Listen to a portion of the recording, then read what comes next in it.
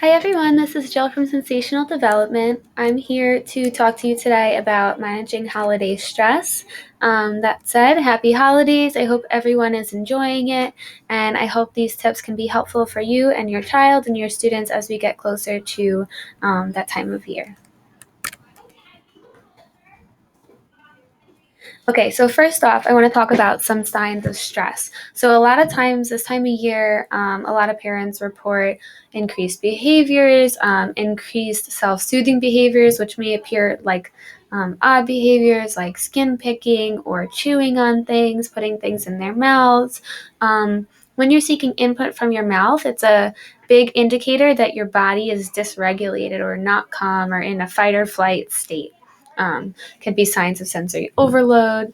Be on the lookout for a shutdown. Some of my other videos, I have some more information on these behaviors and ways to help our children work through them. But a lot of times these are things that will pop up this time of year. You may also see some irritability, decreased energy, some meltdowns, increased difficulty managing schedule changes, feeling overwhelmed from the workload. School is more difficult at this busy time of year as well. The demands are increasing. Also, I want to quickly go into why. So things look different. Our kids really rely on structure of things because their bodies are not always regulated. They expect the environment to be regulated. So that can cause such large difficulties when the schedule is changed, when things look different, including decorations, things at school. There's more sensory input, there's bright lights, there's music, there's sounds. People are out and about a little bit more. Even this year, I'm noticing changes in routine can be a big deal, as we discussed. Personal interactions change. You may be seeing family more often, speaking to family more often, being asked different kinds of questions. And then also, as a caretaker, you may be experiencing more stress. And sometimes that can translate to stress for your child. Um, it's important to notice passive strategies that we can provide and give to our children and our students to help them tolerate the changes in their schedule and promote adaptation. So, again, if our environment and our bodies are dysregulated, there is no real sense of control. So, kind of helping them get that control back in their bodies, getting their bodies regulated, is a big deal and very important this time of year. I'm saying passive strategies are important for the holidays, which means strategies that do not require extra energy from the child. So many times, I'll provide sensory diets where the child has to, first jump on the trampoline and then complete an exercise of their choosing. This time of year, I kind of decrease that. I say let's provide more passive strategies. So that can be deep beats and low frequency music. Even wearing headphones provides a little extra deep pressure to the head. Squeezes, hugs, use of weighted items. If you are going to use a weighted item, again, please consult with a therapist, or you can ask us below what's appropriate, because it should be used in a specific way. Contrary to popular belief, they're not really meant for sleep, but they can be a great resource this time of year, and there's a lot of different options.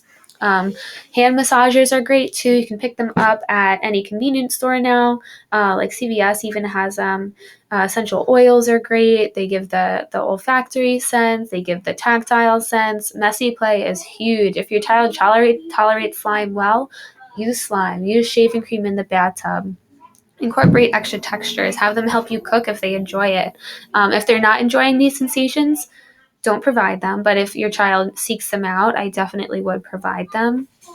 Also, an important thing to help prevention of these behaviors, of these meltdowns or extra stress, sensory overload, just reduce the input. Have safe spaces available, so that can be like a fort, a small space, a dark, quiet area. Make a little nook in their room. Even making a fort, pulling the items in, is deep pressure. So that's a great task right there. Reducing sound and lights when possible, offering them, those headphones to block out sound if they need them. consider blue light glasses too. A lot of our kids are virtual right now, and even myself, I find myself needing blue light glasses, and also seeing benefits from that. Say no to extra plans as possible.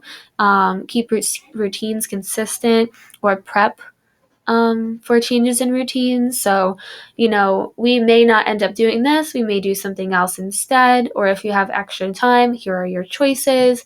Or when giving choices, only offer 1 to 2. Because sometimes, our children can even experience decision fatigue just the way that we would. Build in break times during the day too. Encourage communication. Or if your child is looking like they're feeling a certain way, a negative way, say, "You look like you might be feeling stressed or upset. Is there anything I can help you with? Do you need a break?" Offering helpful types of input or activities. Lastly, the biggest thing is just continuing those healthy habits. Make sure they're getting enough sleep.